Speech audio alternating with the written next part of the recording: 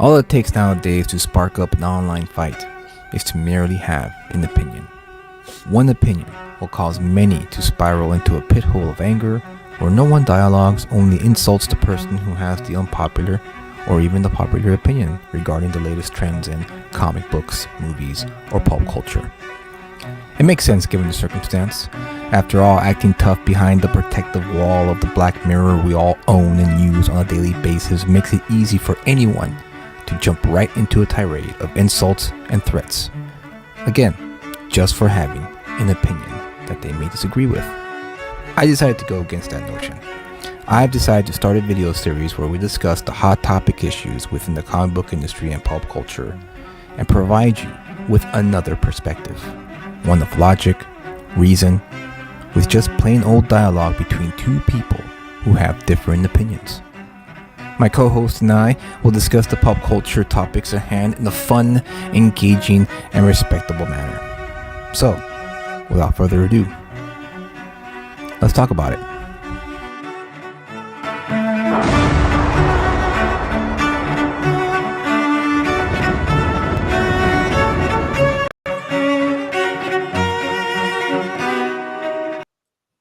All right, how's everyone doing? Welcome to another Friday edition of Let's Talk About It. I'm your host, Julius Freeman, and with me tonight is Kyle. So, what a week. Sure. Superman Legacy. I just want to get right to the point, Kyle. Okay. I just want to get right to the point. Well, before we talk about Superman Legacy, let's talk about something much more important than that. Let's talk about the Reset Protocol, my book. That's currently on Kickstarter. But before we start that, where are we gonna start, man? Like you just keep hey, on what's up, Ben? starting. It's like, well, actually, you're contradicting. Yeah, I yourself. know. No, first let me just do the pleasantries. How are you? How was your week, Kyle? No, it was fine. Yeah. Well, actually, before that, let me talk about something else first. No, I mean, yeah, just there was a $1 comic book sale at the the sidewalk sale. That was such sidewalk sale. Oh. You know what, Kyle? I'm sorry. Hold the chat. I'm sorry. I'm gonna leave. I'm gonna pick up the books I bought. So please hold on. Okay, Kyle. Okay. Take the reins. Oh wow, I got this whole thing to myself. Okay, well, first off, Julius, he's not who he says he is. He is a lizard spy that is, one of the pod people that's out to get us. Okay, this is a public service announcement. All right, anybody that's watching, do not trust this guy. All right, he is out to spread disinformation. He is totally against everything that we say. Don't listen to him whatsoever. Okay, just got that. It's my show now. I'm the one who only says the truth. All right, whatever he says is lies. Don't believe him. All right. Now that we get that, because he doesn't watch these again. So anytime that we, anything we say right now is totally going to be just right now. All right. See, yeah, there you go. See, he's going to be a lizard people. Got it. Everybody else, no, you got to have to not put that in the chat though, because he's going to read the chat. But we'll figure that out. We'll just pretend that, it was a glitch in the Matrix or something. All right. Anyway, while he's getting his books, how has everybody else been? Oh, hi. How's it going? You're back. Good. Julius equals lizard people? Got it. Wait, did you call me a lizard man or what? I don't know what you're talking about. Do I have to watch the replay to find out? What's up, Edwin? Thanks for being here. No, you don't need to watch the replay. Okay, all right, fine. Well, going back to what you said, yes, there was a sidewalk sale at our local comic shop this past weekend, and everything in the bin was $1. And as you know, the great thing about this sidewalk sale that I like, I don't know if all comic shops are like this, but the comic shop that we go to, the owner sprinkled a bunch of the key issues amongst the bins that he put outside for us to go through and pick out for $1 each. So it didn't matter if you found something that was worth, 50 or $60. If it was in the bin, it's $1. Was it? Yeah. So what did you pick up, Kyle? Well, I got this cool cover of Star Wars number. This is newer. There's a variant edition. Oh, yeah, nice. Yeah. I picked this up because I knew that this is actually a pretty famous cover of Obi-Wan, and especially I'm pretty sure this cover grew in popularity because of the show that came out. And Mm, so yeah, it was in the dollar bin and I looked it up and it's like, it's not like super expensive. It's like right. $15 maybe, but hey, That's not bad. it's only $1. So I picked that up. I And noticed you had the Man of Steel behind you. yeah, I didn't pick that up at the dollar sale, but this is one. But dude, how'd you get that issue? Oh, I got it in a set with all the rest of these ones. This is the Ah, but you I have lucky the whole bastard. set. I got it at the other comic book shop. Dude, But yeah. that's a great John Byrne run. Holy crap. Oh, well, I got it for I think I got the set for like $5 or something. Oh man. I didn't on you, realize. dude. Good on wait, you. this is a famous one.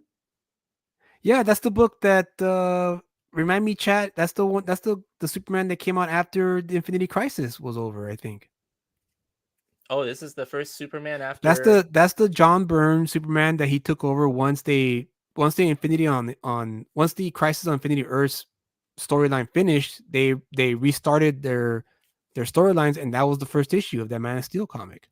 Oh, hang on, let me. Unless I'm mistaken, because that's the cover. Is it John Byrne? Is John Byrne the I'm writer and looking artist here. of this book?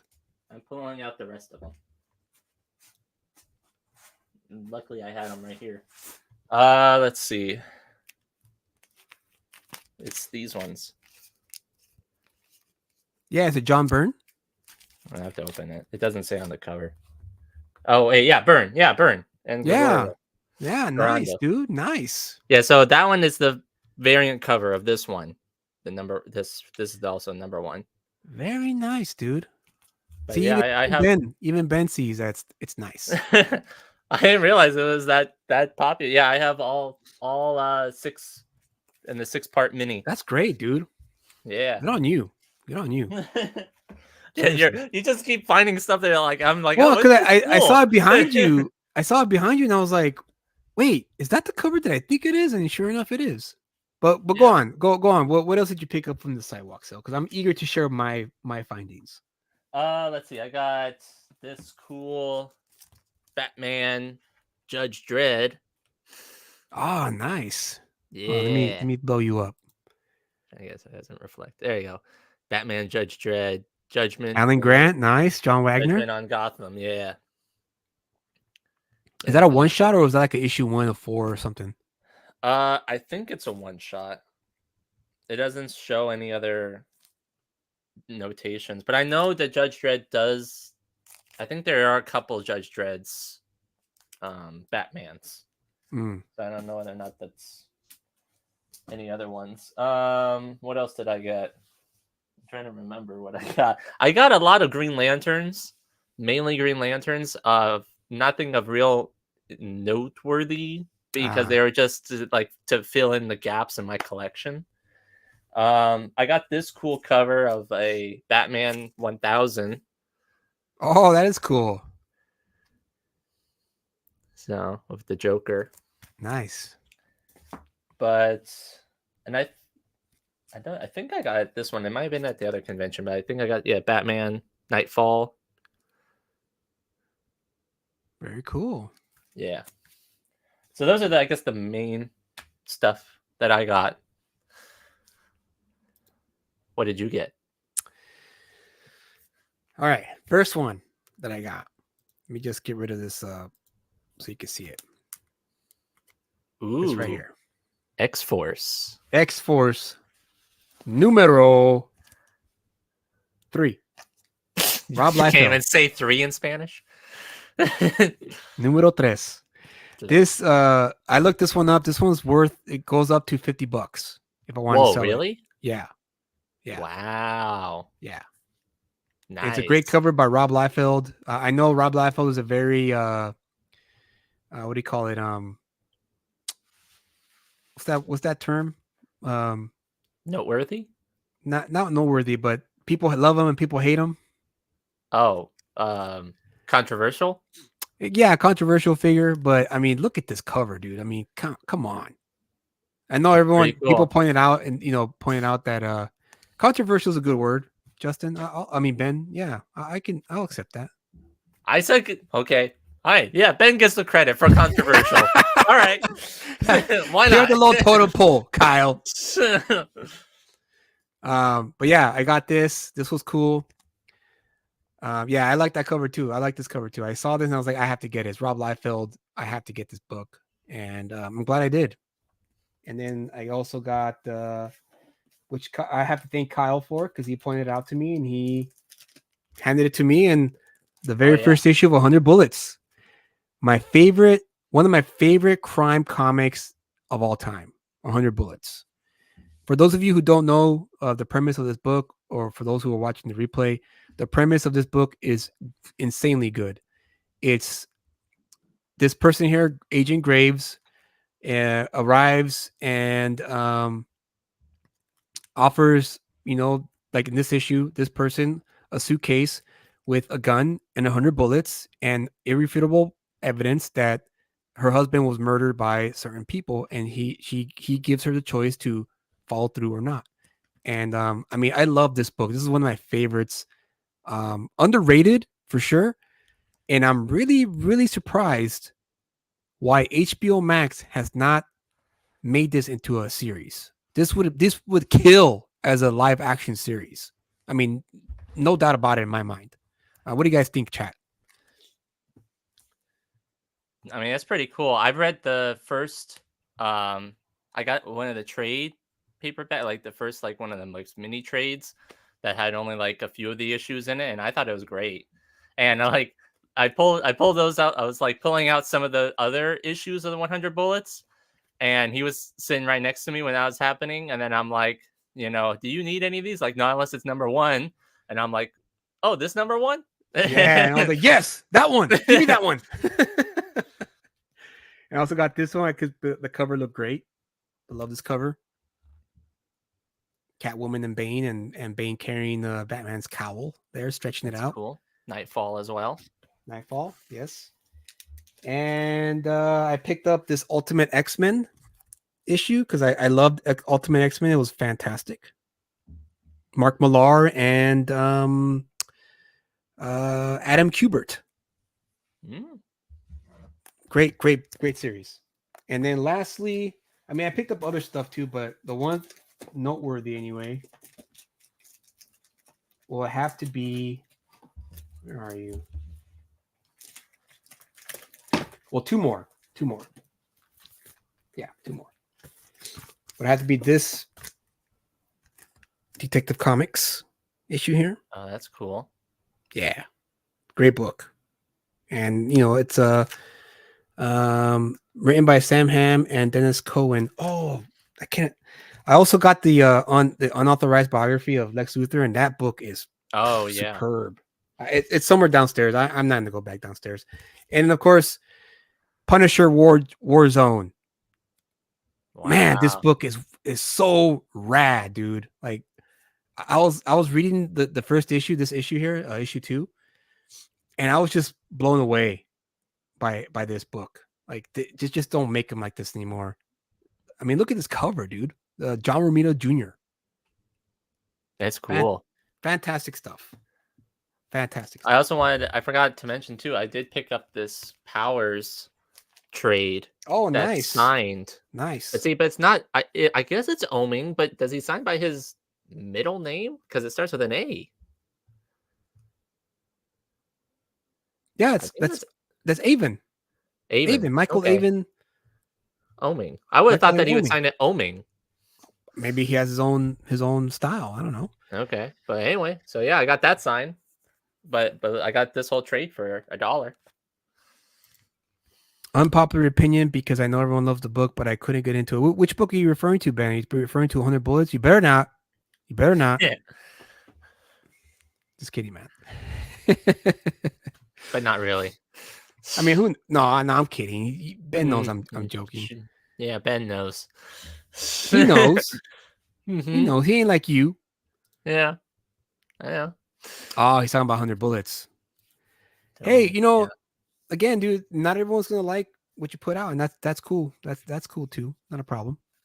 But I loved it. I was into it. Every month I looked forward to getting my next issue of 100 Bullets, and it never let me down. It just kept getting bigger and bigger in the scope of the story, and I love that. And I'm really surprised that HBO Max has not optioned it to be a series, because it would kill as a series. I mean, it just makes sense. Maybe Which that's I'm why. surprised. Yeah, Maybe that's why. because they It also makes too much sense. yeah. In Hollywood, But they doesn't al- make sense. But they did Wanted, and that was the adapted of the Wanted comics. Yeah, but 100 Bullets is owned by Warner Brothers. Mm. That's the thing. Like they own it. They own that property. It's like, Well, it's just a because no-brainer. you own a property doesn't mean you know how to use it. That's true. That's true too. Yeah. I mean, as you can tell by like Sony. Yes, you're absolutely right. And currently Disney as well. Yeah. So that's what we picked up at the sidewalk sale. It was a great sale. Everyone was very what do you call it? Very nice, cordial. Everyone moved out of the way when they saw you like wanting to look at a bin. It was And packed. it was all around great. It was a great experience. You know, it really did bring back a lot of memories of going to the sidewalk sales, because that was the time when you spoke to your fellow, comic book collectors, and they got to find out, oh yeah, I read this book, it's great. Oh, I recommend this one, and all that. It was great all around, but I couldn't stay long. I had to like just go get what I was looking for and then bounce. Well, yeah, and then it was packed, and like It was everybody was packed. all like Yeah. like this, and they're all going through their books, and then like once you got to the end, you look to the person next to you, and you're all like, okay, switch. And then Yeah, the switch, exactly. you The switch. and, And then like you switch, and yeah. then like everybody switches. So it's like one giant line that goes around Yeah. the table. They all just sort of like synchronize switching. It was great. It was And- cool. But- and then also, too- Everyone knew the protocol. Yeah, Right? and then Everyone knew the also like protocol. yeah, there would be books just laying around on the tables as well too, and people are always all like, "Hey, is this anybody's pile?" And it'd be like nobody claims it, so then people are just taking them, or says, "Oh yeah, that's my pile." Okay, then I won't touch it. Yep. Awesome. Speaking of protocol, Reset Protocol is live wow, on yeah. Kickstarter. Had it ready. Saw that? Yeah. It's almost like you planned it that way. The Reset Protocol. Well, hold on. Let's see what Ben says about 100. I like the premise of 100 Bullets. I just couldn't get into the book. When I cracked it open, I'll work my way around. Hey, yeah, I can see how it was. It Rizzo's artwork. Was it the artwork that kind of took you out of it? Because I could see how that would be a thing. But like I said, to each their own. But Reset Protocol is currently live. I was on Michael Bancroft's live stream before I got on this show, and I would like to shout out Mr. Bancroft. He once again gave me that famous Bancroft bump earlier. Before I got on the show, it was at 500, and it jumped to 700 when I was in the show for only 15 minutes, which is wild. So thank you, Mr. Bancroft, and thank you to the chat during his live stream for backing it. And hear that, everybody here in the chat? You gotta beat them out, all right? So yeah, exactly. You need to pledge like 400. Yeah, all two of you need to come on, need to back it. Thank you, Ben. I appreciate it, man. But yeah, it's currently live on Kickstarter. There's 22 days left. For the 39 backers, we're at 700. We're really close to the 1,500 goal, and people I've been pretty much excited about it. They've been digging the artwork. Andre, the artist of the book, he retweeted me today, and so that was nice. That was a nice little bump he gave me. So really? hopefully, He did? Huh? He retweeted it? Yeah, he did. Oh, nice. He's a big time guy now. Oh, huge, big time dude. But yeah, it's live. It's 3 tiers or rewards, and the way Kickstarter likes to name them, it's the PDF for $3, which is super cheap, and the physical copy for $8, and the foil cover edition for $20. Can't get as simple as that. Now, did you find out? Because I think it was somebody last week when we were talking about it. Did you figure out the whole pledging multiple times? Yes, I've been sick this whole week, so I didn't have a chance to do it. But yeah, I could add the reward. I could add an add-on. So what I can do is add the book as an add-on this year. So if someone does back the special edition cover and they go to the cart, it'll give you a list of the add-ons. Oh, you can add this and add this and add this if you want to the cart. Okay. So I just have to add the cart. I mean, not the cart, the add-on this weekend, and then I'll make the announcement probably that Sunday or that Monday to let people know that they can, if they want a reading copy. Because I know a lot of people who want to get the foil cover. They just want to have it, and just keep Right. it.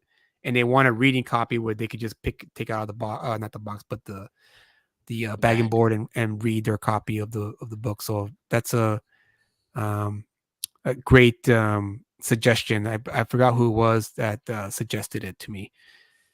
Who was it? Hold on, I want to give him. He's not here. He's usually here during the streams, but he's not here right now. Maybe he's on another stream. Because he's lame. I don't know who you're talking about, but Freddie. Yeah, I think it was Freddie. Freddie okay. who suggested it. Freddie's lame for not being here. Oh, come on. I'm just kidding. Freddie gets a pass. All right, fine. He's cool. But yeah, Reset Protocol still available. Back it. You'll love it. It's gonna be an out of this world sci-fi parable. So there's my plug for the night. But not your last one. Not my last one. Who am I beating up? I don't know. I know the Dionysius. I don't know. But what are we here for, Kyle? I have no idea. You keep changing topics all the time. What are we here for? Seriously. To be entertained. In grand scheme of life. No, I mean entertainment wise. We're here to be entertained. We're here to kill the boredom.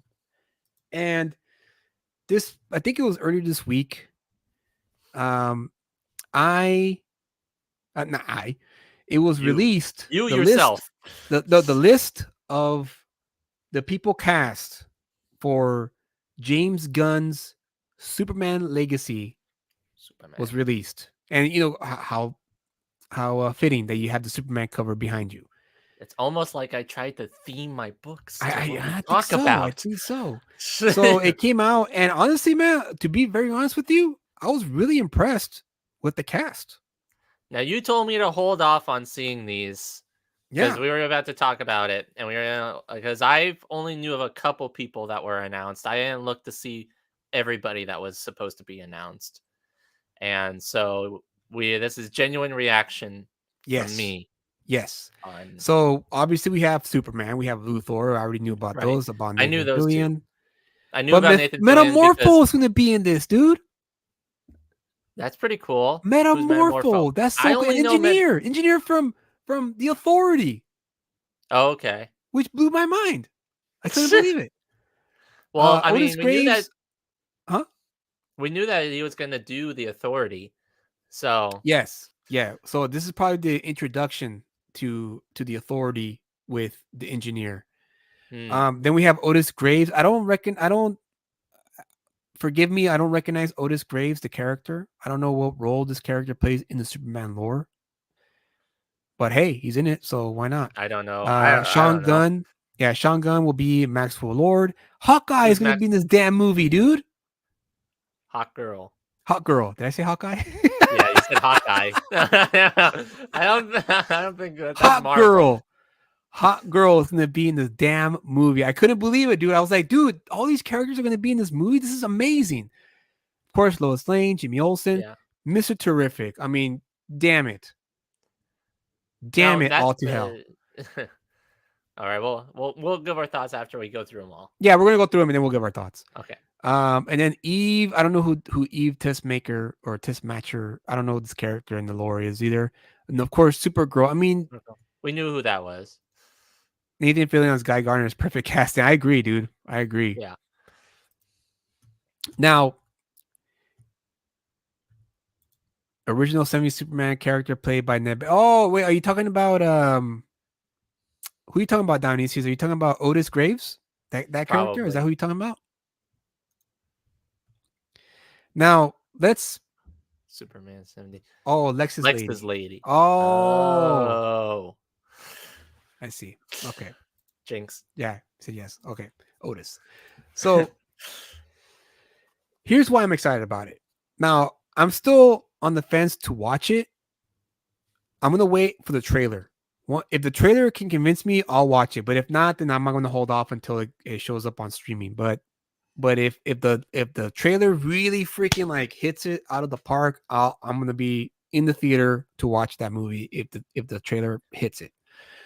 But the reason why I'm excited about this because this is the main complaint I've had for the longest time, ever since maybe after I would say after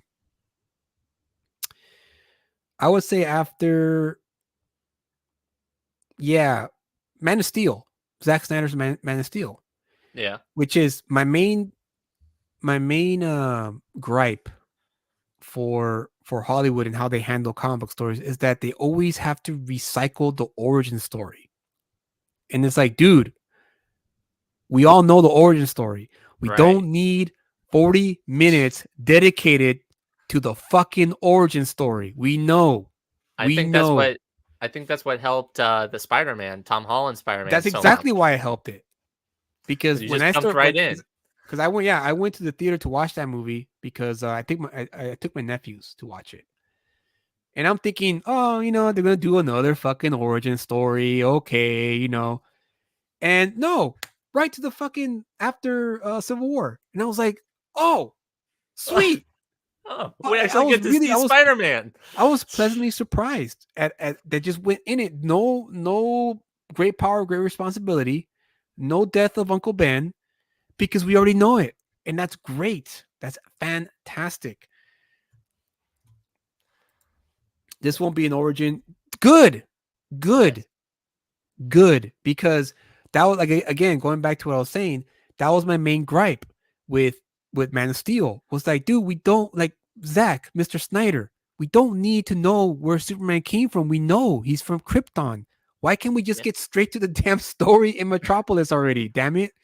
Well, we don't need to know about his childhood. We don't need to know about what happened to his family in the planet. Just bring us Superman.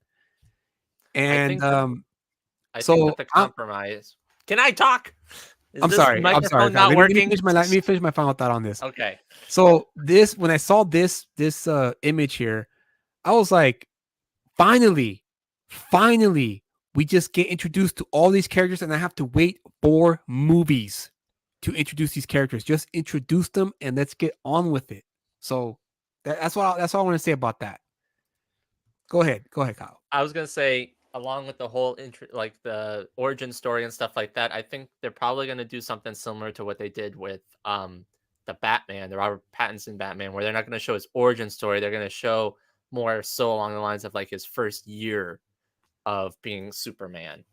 Okay. Or like they did with Batman. And I think that worked well. But I don't know. See, when I see this cast, while I do agree with it looks like pretty much everybody on this cast seems pretty good. Yeah. I am a little hesitant that they're gonna just that Superman's gonna get lost in the shuffle with all these other characters. That's a possibility. Like I feel like it. I mean, like it's a Superman movie. Yeah, it's great to have all these other characters, but do we like? I guess it depends on how the movie is, but it just seems like this is sort of the same thing that happened where DC was trying to rush everything, like with Batman versus Superman, and then they threw in Wonder Woman in there, and then they also threw in Doomsday and the death of Superman and all that stuff all at once. And it seems like this might be something like that. It doesn't seem like it because at least there's some good characters in here, and they could just be small roles that are sprinkled in. But I don't know. That's my thoughts on it. Here's a good point, Ben. That Ben just wrote here to Dionysius. Recap the origin, opening credits, then go straight into the story. That is a great idea. And you know who did it best? Grant Morrison in All-Star Superman. Oh, one page, 3 panels, done. Let's go into the story. So yeah, that could work. That could definitely work for sure. Yeah. But to add to your point, Kyle, you're right. This could be this could drown out Superman. I mean, this is a big cast and a lot of Especially major some players. big names too. Like not just in terms of the characters, but in terms of the actors too. Like Nathan Fillion, I mean, he's Yeah, a pretty big star. he is. Nicholas Holt, also a pretty Yeah, big star. Now, granted, he's going to be the main villain, so that's fitting. dude, he's But gonna I eat up mean, that. He's gonna chew up that scenery, man. Nicholas Holt is such a great actor too. I can't wait to see his Luthor. yeah.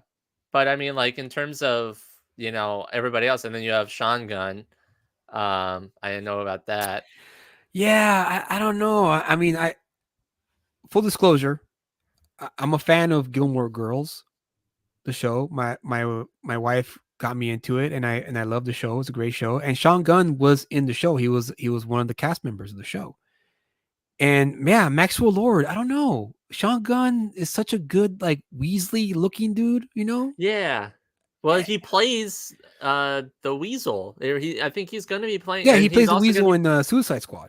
and I think he's going to in the Creature Commandos that's going to be coming up. Okay, well there you go. There you So go. So I mean, honestly, we'll see. You know, when Heath Ledger was cast as the Joker, and Heath Ledger was fresh off of Brokeback Mountain, so the a lot of the fans of Batman viewed Heath Ledger as like that guy, really that guy. But of course, he surprised everybody, right? He pretty much won everyone over when yeah. everyone saw his performance as Joker. So it could be one of those instances where Sean Gunn pulls out an acting card that we never saw before, and he just kills it for all we know. Maybe. You know, I mean, I mean, we'll hopefully. see. We'll see. So in terms of the other characters, They're going for old school Maxwell Lord. Enlighten us on that, Dionysius. What exactly is the old school Maxwell Lord? What does he look like or do? But go ahead, Kyle. What were you saying? in terms of the characters and stuff like that, with Guy Gardner and Hawkgirl, it brings to mind this book that I just read, which was the Guy Gardner Collateral Damage by Howard Chaykin. Oh, okay. And in this story, Guy Gardner teams up with Hawkgirl because of the Thangorian War against, I forgot what the other planet or aliens are and stuff like that. But I wonder, like, if they're going to be doing any of that storyline. That's what kind of concerns me, is like having some of these like people that are more like space opera, space type stuff in the Superman. Like, do they need to be there? I mean, I like Guy Gardner and Nathan Fillion as Guy Gardner. I'm looking forward to it. It's just I'm skeptical and I'm a little hesitant. Is that who Pedro Pascal played in Wonder Woman 1984?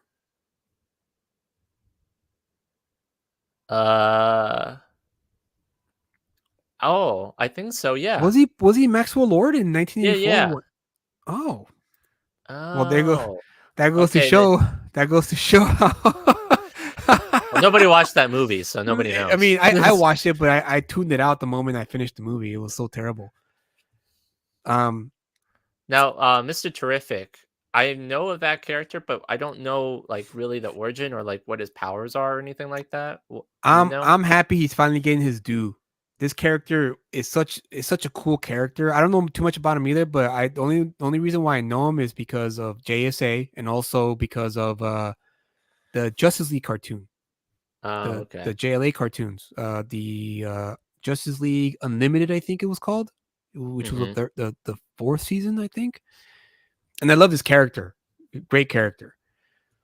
But everyone else is like, Supergirl's in it, which is great. Engineer, which is fantastic. They're going to introduce the Authority, which is great. I mean, this is so far so good.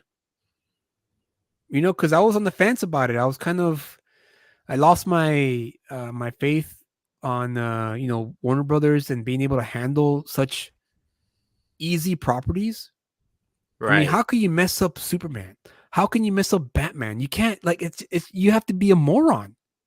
Either a moron or someone who never read the books or didn't care. or both. or both, or both. Yeah, because a smart person would be like, I don't know anything about these characters, so I'm gonna hire people who do. That's Yeah. that's what a smart person would do, right? But the egotistical side of them.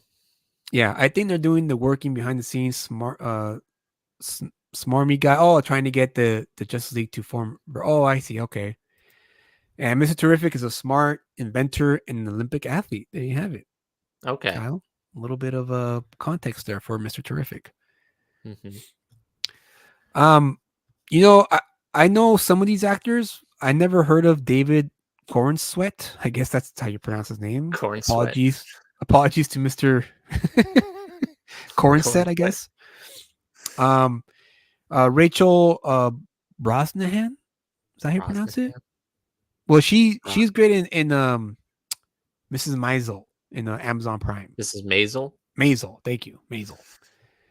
I don't know who this guy is. Never heard of He this looks guy. familiar. He does. No, he has well- a familiar face, but I don't recognize his. I don't know who he is.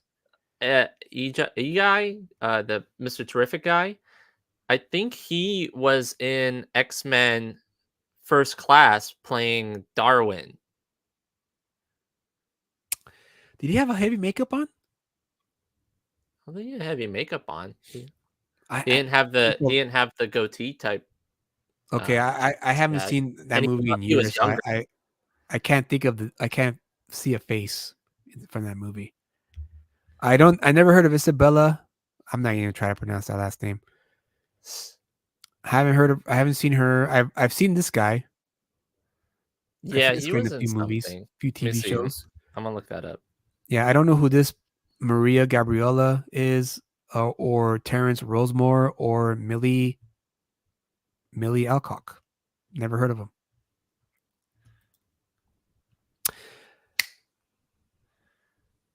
Psych. Right.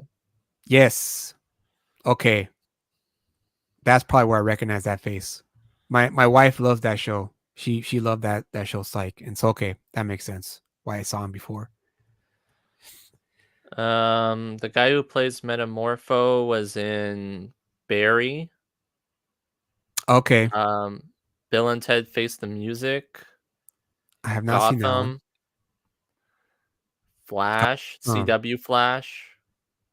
Yeah. And some other smaller stuff. Fatherhood. Yeah. The chat. What do you guys think? I mean, are you guys stoked about this? Are you guys about it? Because the hype meter for me is gone up now because of all the introductions of these characters, and also not waiting, forever to introduce these characters. Just get right to it. I mean, I think we're at the point where we can. I'm very stoked. I'm getting there too, man. I'm really getting there too, Dionysius. When's this supposed to release? Do we know? This is supposed to be I'm assuming next year. Yeah. Next year. Yeah. So they're shooting now. I think they're in pre-production at the moment. Oh yeah, I think I did hear. I remember now that this is coming out the same time as Fantastic Four, actually. Yes, they are. Yeah, I'm really looking forward to this now. Now I'm more looking forward to the trailer. Yeah. Well, So and that's the thing is that this movie really has to knock it out of the park. You're right. It does. It does, because James Gunn was given the task of taking control of the DCEU by David Zaslav, right? That's his name? Zaslav, yeah. Zaslav. And he does. You're right. He has to knock this out of the park, because if he doesn't, then it's the DCEU will die. Because again, how can you mess up Superman? You can't mess up Superman. He's the easiest character you can do. And as much as people say, "Oh, he's old-fashioned. Oh, he's not really fitting with the modern times anymore," that's bullshit. That's even better. Even better to have a character like that in these modern cynical times. To have a character who stands for truth and justice, the American way, right? Well, I wonder if they're going to add that last part. If they don't, then I don't care. It's fine. I love Gunn. I didn't really care about his SS, but I think Gunn is going to hold off on the silliness and hit us with that heart to heart he's showing to have. I think so too, man. I think he's taking this very seriously. It looks like he does. Like based on the interviews that I've seen of his, where he talks about what he's gonna do with Superman and giving little hints here and there, it really does sound like he's genuinely excited to have the opportunity to make a Superman movie the way he wants. And I hope he doesn't do too much silliness. I mean, Superman does deserve a little silliness because that's what makes it fun.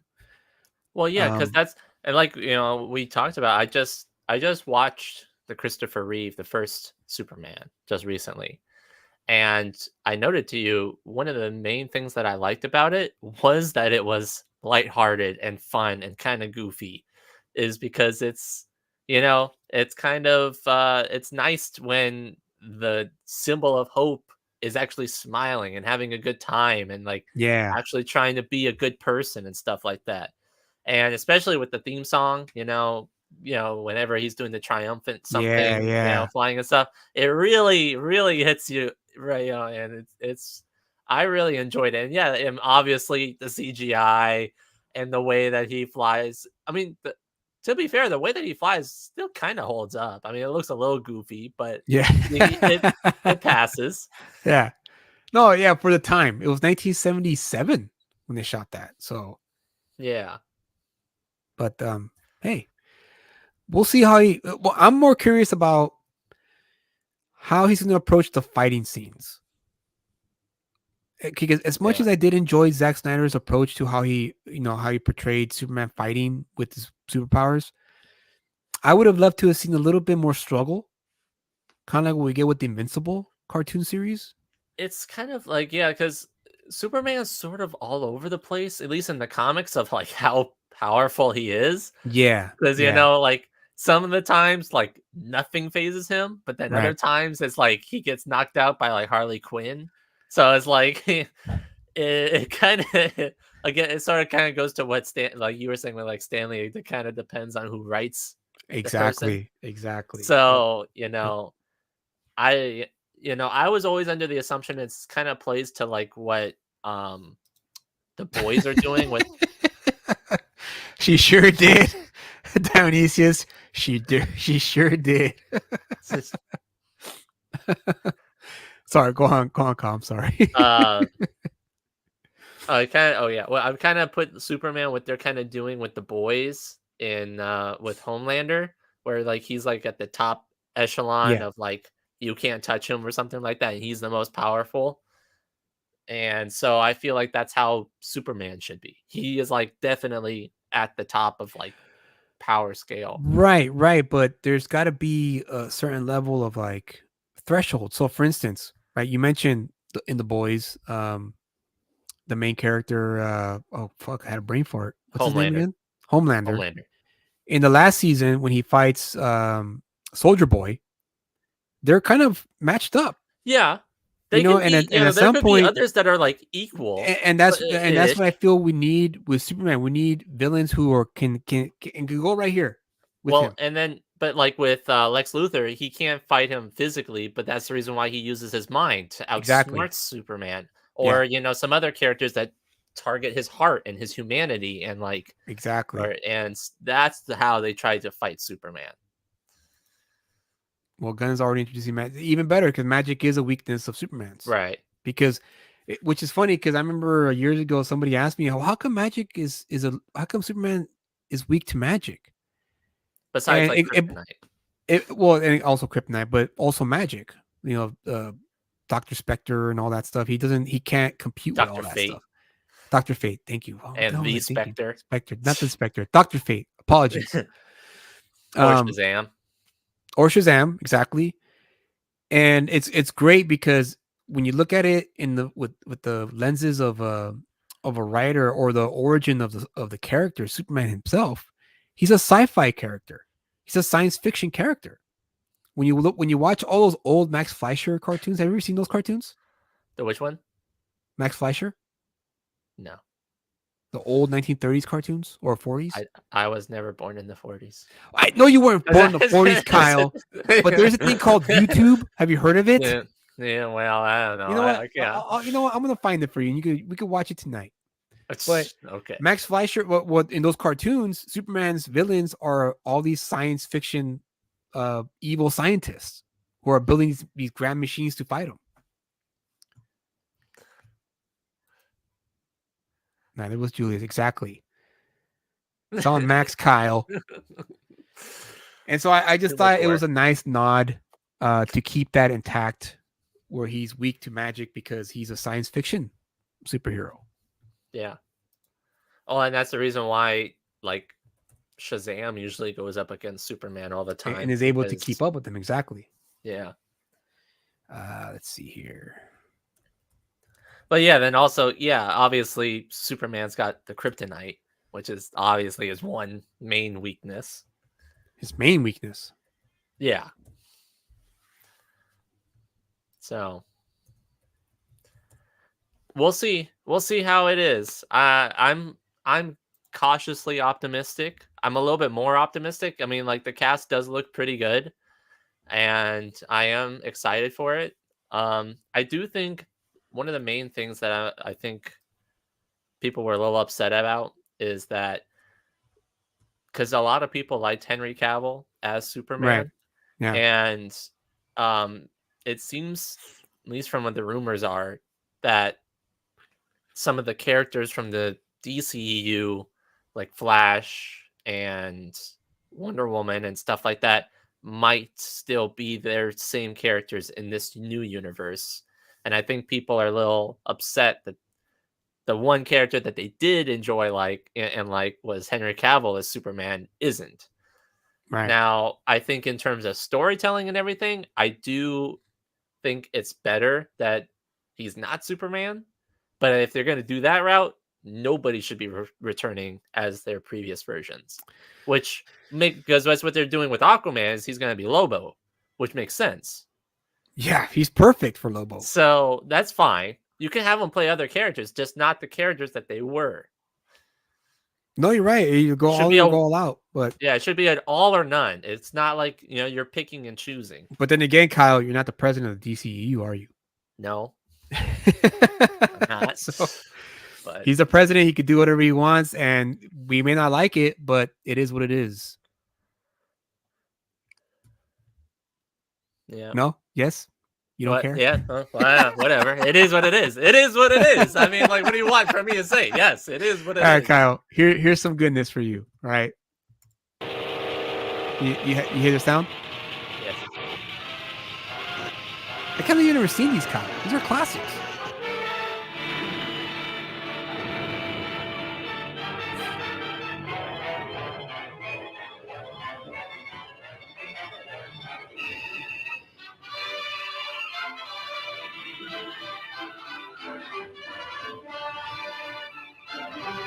No, I haven't seen these before. I'm surprised. I'm surprised at you. Sorry, I don't know every single thing about Superman. Well, I know you don't, but these are readily available on YouTube. But yeah, these were the old cartoons they used to play in the theaters back in the 40s before the movie started. Oh, really? Long before trailers and what have you. They would play these movies. They would play these shorts in the theater. Is that where they'd also, put all the Mickey Mouse cartoons and stuff as well? Yeah, Looney Tunes, all that stuff. Yeah. That's where they played them at. But even to this, look at the animation. It's still great, pristine. Yeah, I mean, it reminds me of the Looney Tunes and the Mickey Mouse type stuff. Agreed, Ben. Agreed.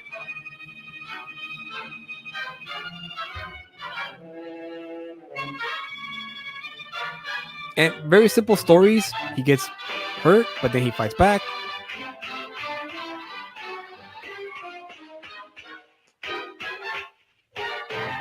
I don't believe it. He is human. And that's Lois Lane. I kind of figure that. Is that supposed to be Lex, or is that just supposed to be random? No, it's just a random evil scientist. Okay. So curve it, yeah. Of course, tie into a knot. Yeah. And then Boom.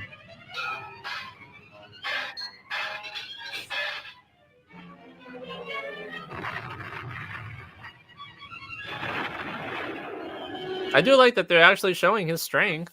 Yeah. Yeah.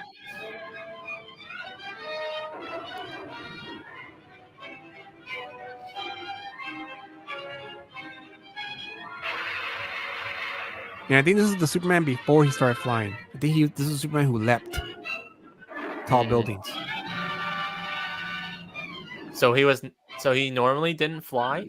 No, he didn't fly normally. No, I don't know when they introduced that. I'm assuming maybe the 50s or the 60s when they started to introduce that. But see, he's leaping. Oh.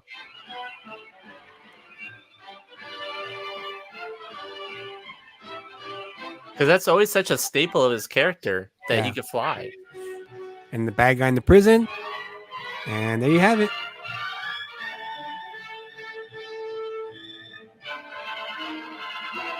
Mm. Congratulations, Lois. That was a great scoop. Yes, Chief. Thanks to Superman. That was Love it. pretty good. Yeah, right? Yeah. Yeah.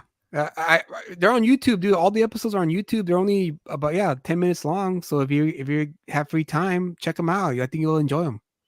Yeah. Tome says that he flew when they started saying that in the radio programs. Ah, so there you go. There you go. Hmm. I think that was in the 60s No, radio programs were Right. in the 40s or 40s. Yeah. because the comic book was in 1939, right? 38. 38. 38. Yeah. June of So 38. yeah, it must have been on the radio at one point, and then when TV became a thing, it became a TV show, starring George Reeves, and it Mhm. blew up. It became this freaking phenomenon. And chat, the people in the chat, maybe you can chime in on something that Kyle and I spoke about earlier today. Oh, I don't know what you're talking about. Who do you think is the most iconic figure today? Current day. I said, Like of all in top character. yeah, pop culture. Okay. I say it's Superman number 1, Spider-Man comes to a close second, and then Batman, and then Wonder Woman.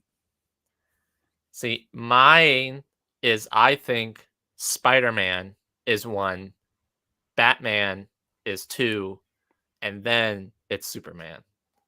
What do you guys think? Do you guys think that's accurate, or because My rationale is because of current day with you got Spider-Man with the No Way Home and all the Tom Hollands and all that stuff, bringing all those characters back. You have Spider-Verse. You have all the other stuff that's like you have the comics, the Ultimate Spider-Man that just came out. Batman is always going to be popular. You have the Robert Pattinson Batman. You have the Joker. You have the Dark Knight series. You have pretty much Batman always sells. And then Superman, which I feel like, yes, everybody loved Henry Cavill as Superman. And I think if those movies had done well and those characters were written very well, I think Superman would be up higher. But because that sort of tainted things, obviously they're still gonna Superman's sort of always gonna be very popular just because he's like, the first superhero. Yeah, I think it sort of depends on the generation. That's the reason why I'm sure that's the reason why you're saying it's Superman. But for younger people like me, I'm saying it's most likely going to be Superman. I'm talking about pop culture recognition. So I'll give you an example. When someone mentions anything about pro wrestling, for instance, the first name that pops up, you want to take a guess? Of Wrestling. Pro wrestling. Yeah, pro wrestling. WWF. Is there any name that pops up in your head? Off the top of your head. John Cena. There you go. Now, why? Why is that? Because it's John Cena. but that's what I mean by recognition. Like, Yeah. people who recognize Spider-Man, Superman. I'm talking more about not the comic book fans. I'm talking about I guess the normal people who just watch the movies because it's there in the movies. They don't know anything about the comic books. They don't know anything about that stuff or the cartoon. They just know about the Oh. movie. I So also think Iron Man is up there. I think in their turn, yeah, like us. I think in those, like I guess top 5 would be Spider-Man, then Batman. Jimmy Superfly, yeah, super fly. It's a wrestler. Don't mind me, Kyle. Oh, okay. See, Benjamin is in agreement with me. Soups, Spider-Man. Spider-Man is close second, dude. I'll give you that one. Spider-Man is like right there, right? Like here's Superman, here's Spider-Man. They're like this. They're like this. Mhm. In terms of recognition of the icon, right? I could go to India and point them to the Superman comic book issue you have behind you, and I'm pretty sure a lot of Indians will be like, "Oh, Superman." I think they're also going to know Spider-Man, though. That's true too. You know, That's I think true too. But that's why I say they're here. They're like this. I just think I think with older generations you're probably going to get more Superman, but with younger generations you're going to get more Spider-Man. And I Okay. think Batman is probably overall going to be recognizable. I think like across all of them, most people know who Batman is. I just don't see like many, like if you go to like kids or something like that and you show them Spider-Man or Superman, I feel like most of them are going to be gravitating more towards Spider-Man. Like there's thousands of Spider-Man birthday parties. I don't see many Superman birthday parties. That's true. You're right about that. Yeah, that's a good point. That's a good point, actually. I guess maybe it's one of those things where, yeah, you're right. It's generational. So maybe, as Downesius says here, it's about to be Superman again because of the hype train for the new iteration of the Yeah. film. So yeah, Superman could get that advantage again if the movie does do well. Like if not just do well, but if the story delivers. I think the reason why people also gravitate more towards like Batman and Spider-Man is one of the main reasons why Spider-Man is so popular is because he's completely covered and anybody could be Spider-Man. Not every single person can be Superman, but anybody can imagine themselves being Spider-Man. Right. Yeah. No, you're right. You're right about that. That's for sure.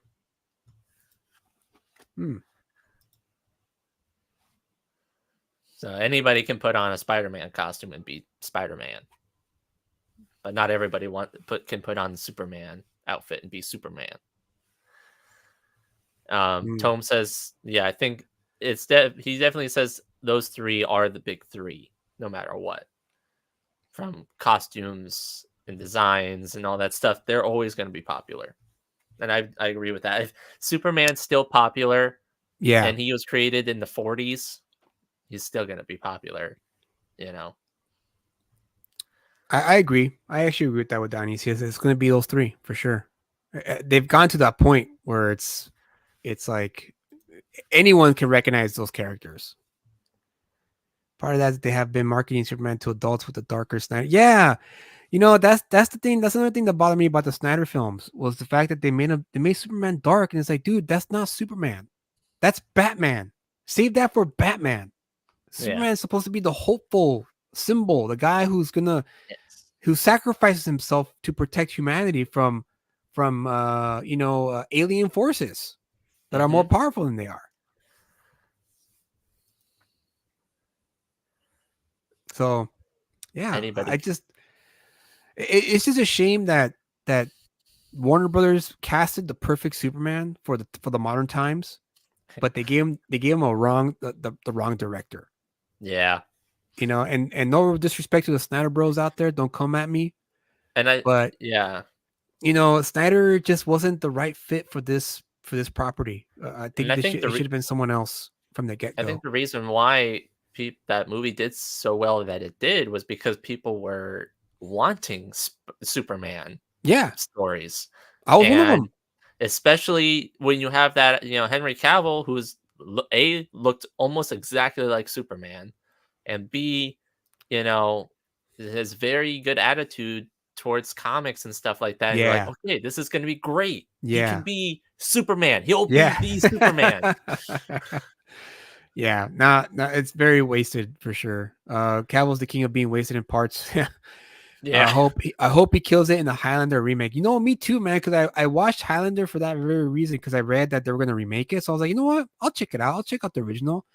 And as much as it's cheesy and dated, I loved it. I thought it was like, wow, I can't believe I never cared to watch that movie. And after watching it, I was like, this was great. I really can't wait for the remake because it's going to be so much, like 10 times better than the original. And no disrespect to the original creators and the filmmakers of the original movie, but they didn't have a budget that they should have had in hindsight, because it's bro, it was the 80s, Dionysius. But Kurgan is one of the best villains for sure.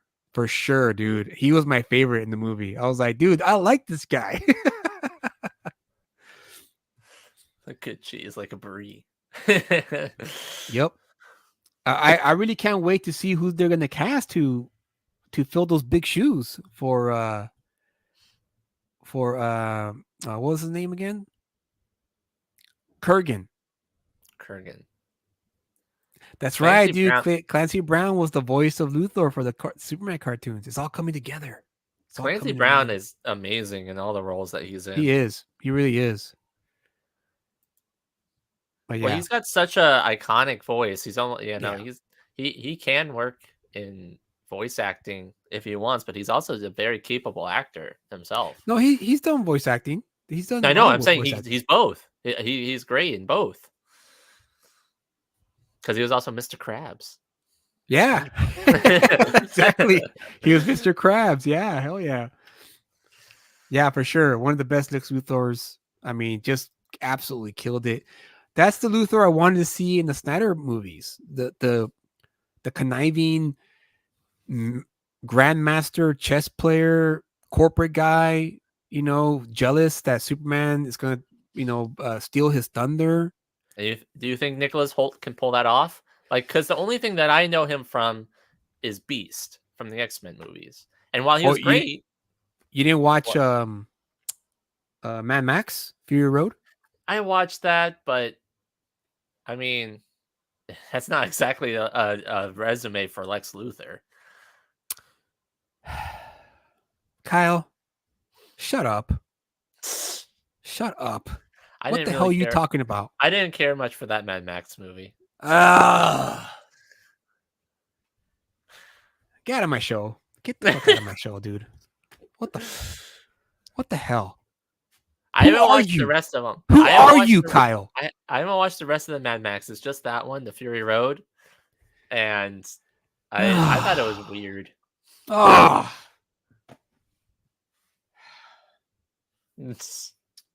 What are you talking about? Bully Kyle segment? Every single segment's the Bully Kyle segment, apparently. God damn you, Kyle. I'm going to use my Cartman voice. Why is it so good? Tell me why it's so good. God damn you, Kyle. God damn you. Why? Just why? Why is it so good? It was nonstop. Once they got on that road, it was non-stop from beginning to end. And exactly, Dionysius, a great action movie. And I mean, there's little rest spots here and there throughout the movie, but you were engaged. It was enthralling. And I love the fact that Nicholas Holt's character in the movie had an arc. He went from the bad guy who wanted to do good with his leader and was all about capturing the people who escaped, to the guy who saves one of the girls. I mean, come on, dude. Like, okay. What more can you ask for from an action movie?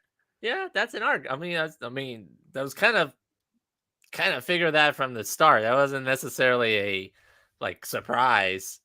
And then like in Did I terms of like the say action, did I say it was a surprise, Kyle? no, but I mean like No, it's very I'm talking about the predictable. journey of the arc. That's the whole It's very point. predictable journey of the arc. Even if it was predictable, the actor and the way they presented, the way they delivered it worked within the But why do they confines have to of do the the story. whole like spray paint the mouth thing? Yeah, it's Mad Max, dude. Well, Did you I not don't- watch Mad Max? I haven't watched the. I told you I haven't watched the rest of the early ones. Oh, I okay, haven't my watched bad. those. I misheard you. I thought you said that you did watch it. My bad. No, my I bad. haven't. That Then- was my first Mad Max. Then you're forgiven, Kyle. You're forgiven. It's- You're forgiven. All is forgiven I- with you, Kyle. I have the first and the third one. I'm trying to find the second one. Oh, you need to watch the second one. The second one is like the best. I It's the know, best so one. I can't find it anywhere because it's selling. All the used DVD stores. try Okay, to okay. find All it, right. and You know they what, don't Kyle? have It's okay. I apologize. I misheard you. I thought you said you watched the previous movie, so I apologize. I'm sorry. That is, They doesn't more matter. likely my should have watched feelings the are first hurt movies first. anyway, and I want to leave this show now. Oh man. Okay, but okay, but even so, even if I haven't watched it, it's not like it's connected necessarily to the other ones, is it? It is. They are. It is? Yes, they are. Oh. They are connected loosely, but Well, I you mentioned understand, yeah, something because it's interesting. post-apocalyptic. I figured that, Yeah, but like, is that the And- only connection? and you did say about the how it was weird. That's all the movies are like that. They're weird. Yeah. And I think that's part of the charm. And I just my only gripe with that movie, very minor one, very minuscule one, is that Mel Gibson wasn't in it. Oh, okay. I wish he was in it. I wish he was. Is he the in was the he movie. he was the lead in the other ones, right? He was supposed to be William Hardy, Tom Hardy's character. Oh, okay. The Is- what's his character's name? Yeah, Max. I think it's It's Max. Max? I feel Yeah. like it'd be probably Max. But is he supposed to be that same character, or is he Yes. supposed to be a different character? No, he was supposed to be that character. Okay, but in So- that movie, it's not is he supposed to be? Is he like is he that same character?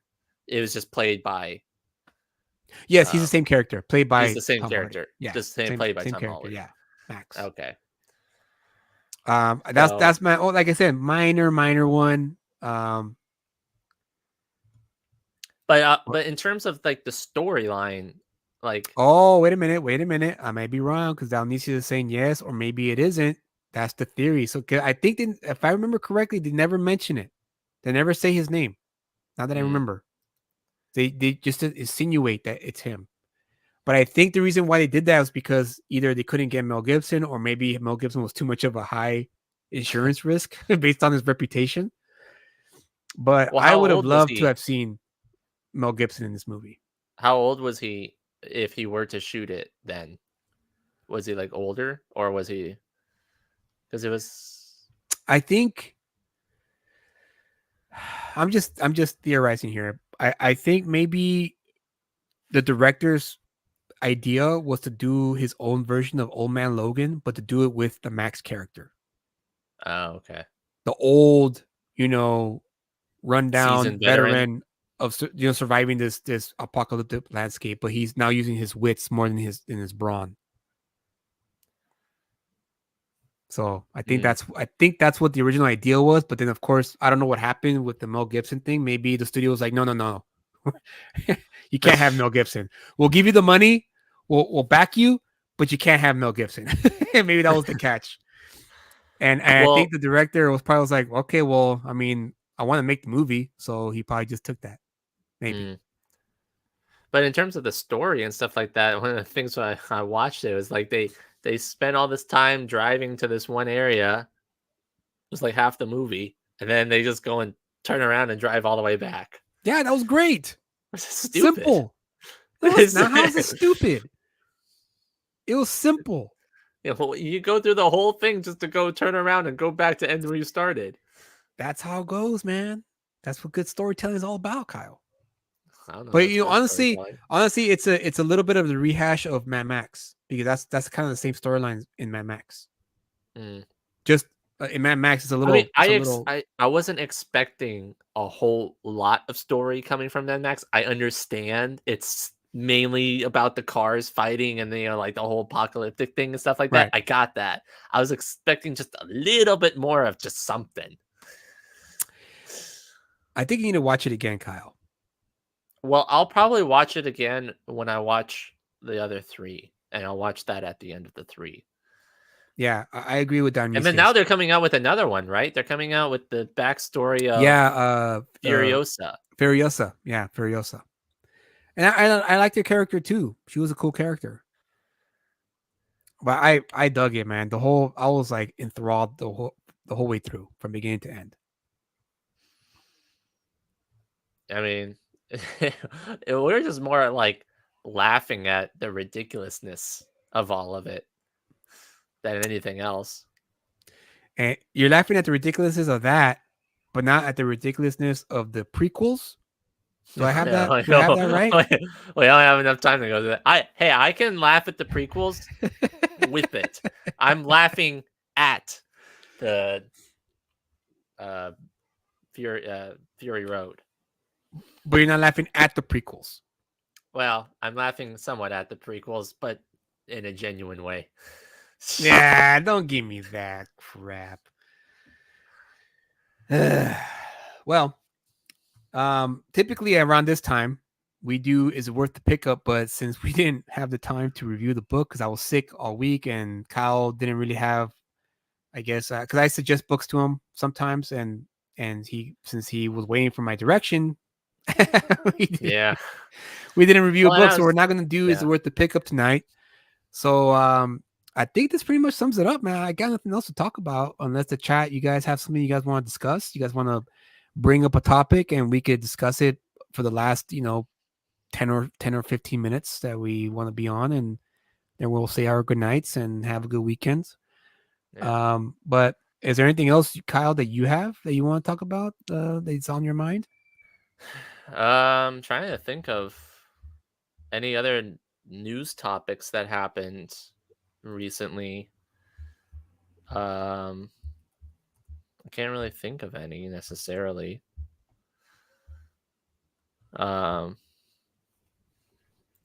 Let's see. Oh, here you go. It says, did you finally read Cobra Commander? Yes, I did read Cobra Commander. Okay, here we go. Now we're talking. I have right here the second one. I just picked it up on Wednesday. Nice. I also picked up the next G.I. Joe as well, and Duke. So Duke comes out next week, but I picked up. I gave Mr. So and So here Duke. He didn't give it to me. He lent it to me so I could read it. Lent it to you. Yeah, because phenomenal, by the way. Yes, loved Cobra Commander. You should read that too. Oh, so you read it? You actually read the second issue that you? I haven't read the second one. I read the first. Okay. Did I? Have I lent that one to you as well? Ben wants to know if it's worth the pickup. It's worth the pickup. Oh, hey, since you read it, the first issue, just give us a brief summary of what the story was about, and then you could make it official. That's worth the pickup. Yeah, I think I have it here. Let me pull it up. Let's see.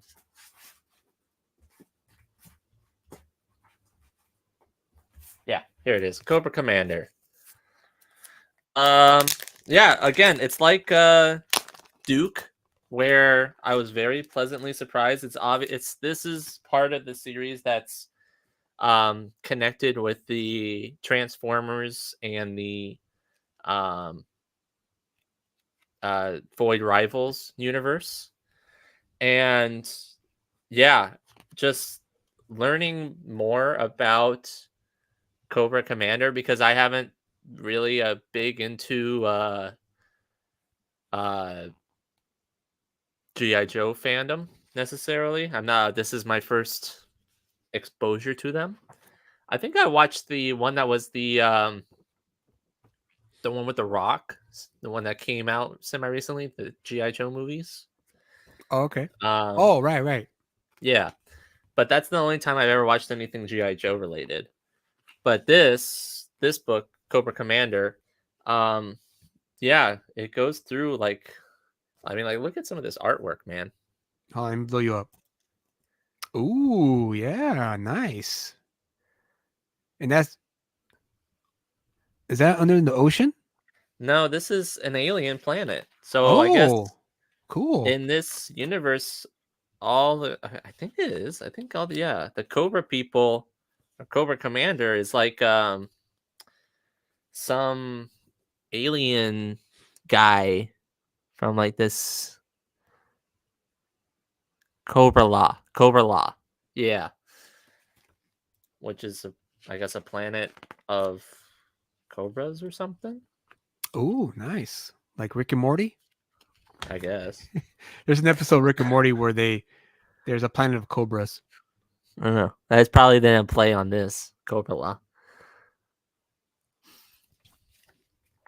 But yeah, I dug it. It was really cool. It's basically showing how Cobra Commander sort of like takes his place and the reason why he's so feared and like kind of like took his Oh, position and stuff like that. And nice. spoilers ahead. If you don't want to be spoiled on this section, I'm going to give away something. If you have read it, you can keep watching. If you haven't, avert your eyes. So here, Well, damn. Oh, snap. yeah. Interesting. Okay. So this is shown that this is in Cobra Commander's position. Wow.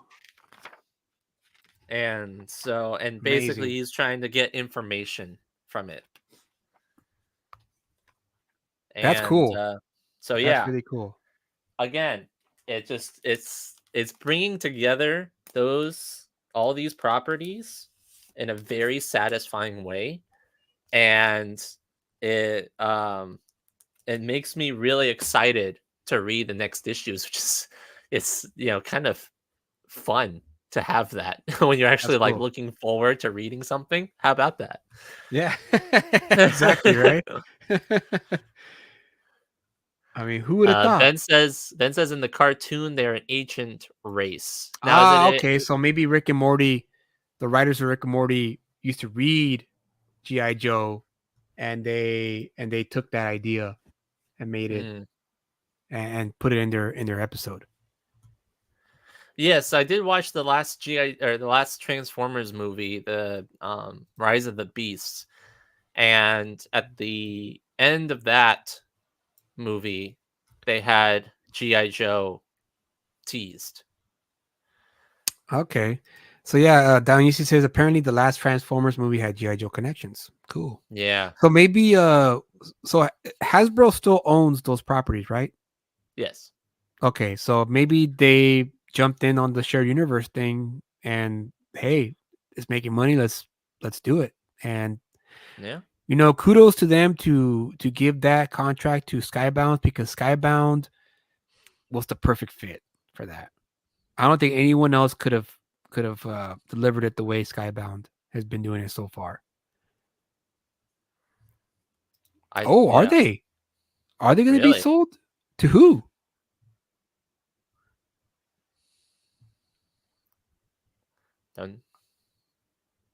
Kirkman does love comics and it does shows for sure. Yeah, but I actually want to know who's going to buy Hasbro. Are they going to? That's kind of surprise. Oh, Tencent, the Chinese company. Oh boy. Well. Okay. Well, that's gonna be interesting. That is going to be interesting. So we're gonna have that gone, and then apparently, IDW's faded for not so longer left in this world. Yeah, from what I hear, I mean, unless some savior investor shows up and drops a bunch of money on them, I can't see them surviving until the end of this year. I mean, I could be wrong. I don't know what's going on within that institution, but yikes. I mean, that's why you should support indie. The great thing about indie, before we call it a night, is that you look at Laird and Eastman's Teenage Mutant Ninja Turtles, right? It started with two Mhm. dudes sharing an apartment in, I think, Rhode Island, the smallest state in the US. And they made this comic book together. The most And it, ridiculous comic they could think of. oh, yeah, it was. It really was. But it worked. It worked because that's how comic books are supposed to be. It's supposed to be ridiculous. But what happened was they ended up becoming a company themselves. It wasn't just two guys. They funneled the money they got from the sales of the book and created Mirage Studios, and it grew from there. And that's why I always go for the pitch, not the pitch, but I always tell people support indie because those are the future Lucasfilms potentially. Those are the future Image Comics, the future Dark Horse Comics, the future Marvel Comics. Yeah. So you got to And like now TMNT is one of the most popular franchises. yeah, and Laird and Eastman sold off their rights to the big conglomerate corporation, and now they're riding in the sunset, which Yeah. deservedly so, because they really did bring something fantastic to us readers who are still loving it and enjoying it to this very day. But yeah, indie should be supported because that's what's not I should say what's at stake, but that's what essentially could happen, potentially could happen, is a Lucid Comic, for instance, could one day be a publishing house that is able to hire writers and artists to come on board and produce their own stuff, or license out my own properties into companies that want to make it into an animated show or a TV show or a movie, outside of Hollywood, by the way. You always Yeah. want to take a risk of with people who are like you, hungry and willing to try things out. Like, let's try it, screw it, and do it. So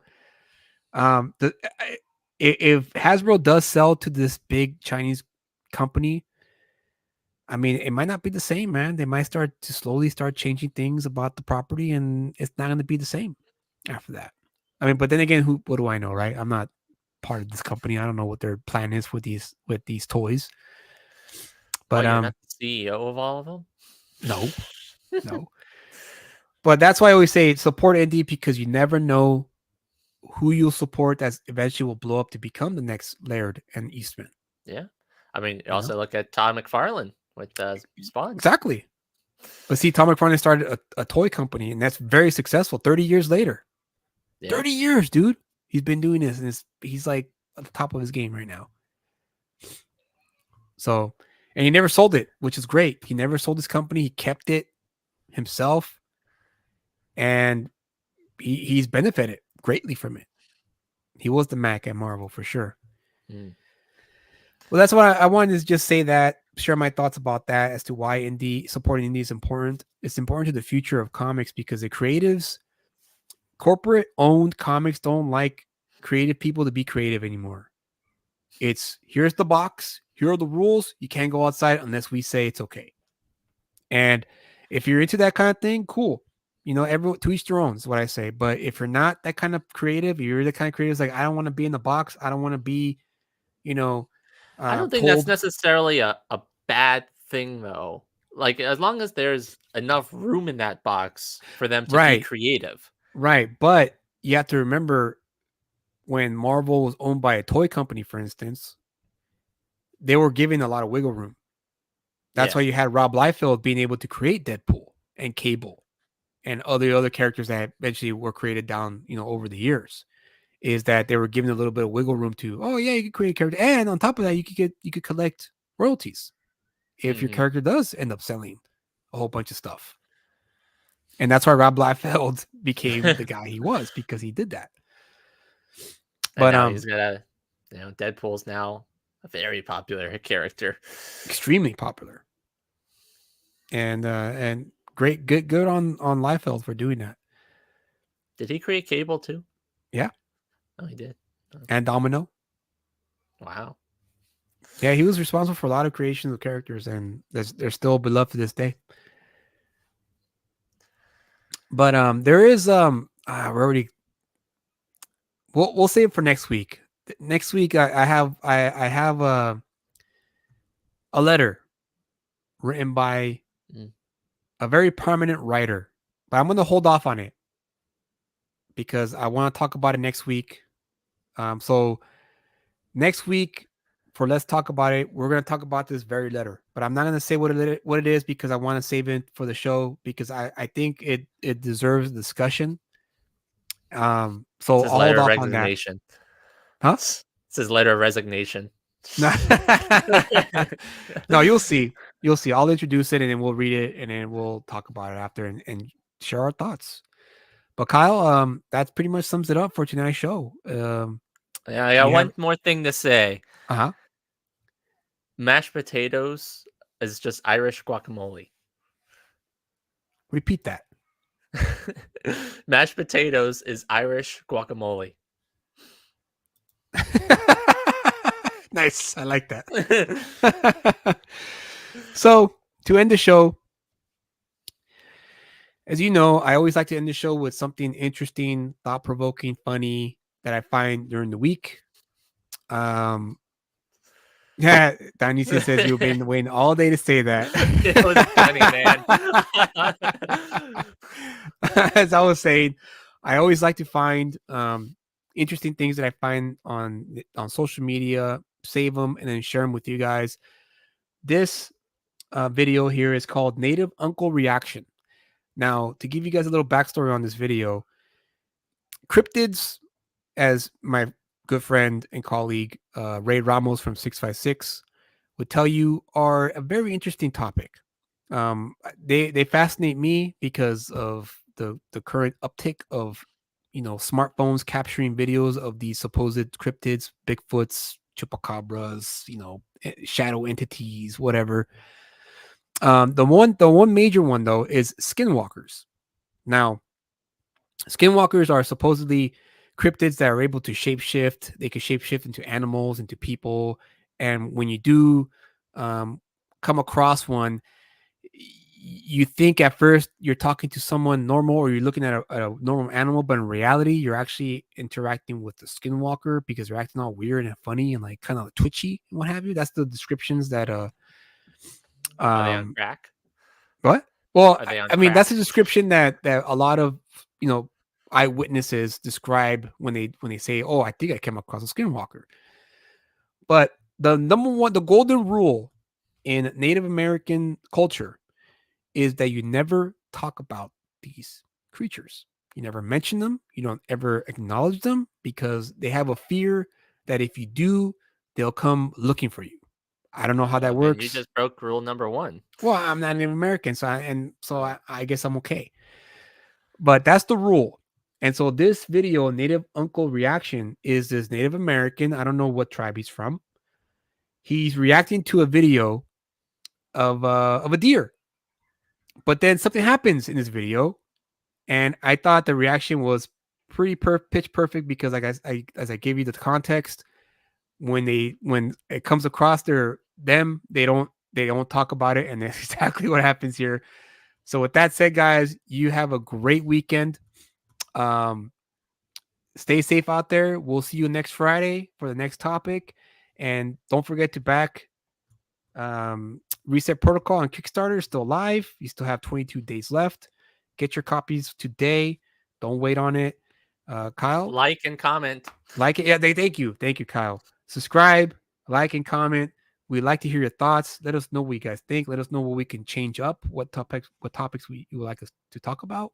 Yeah, and we'll follow it. We'll follow through on it. So, Kyle, if you want, you can say goodnight. All right. Bye, guys. See you guys.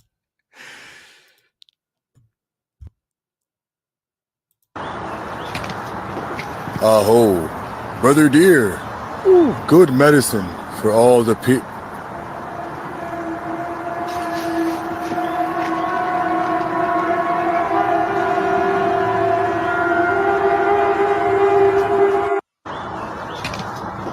Aho, brother dear. Ooh. Good medicine for all the people.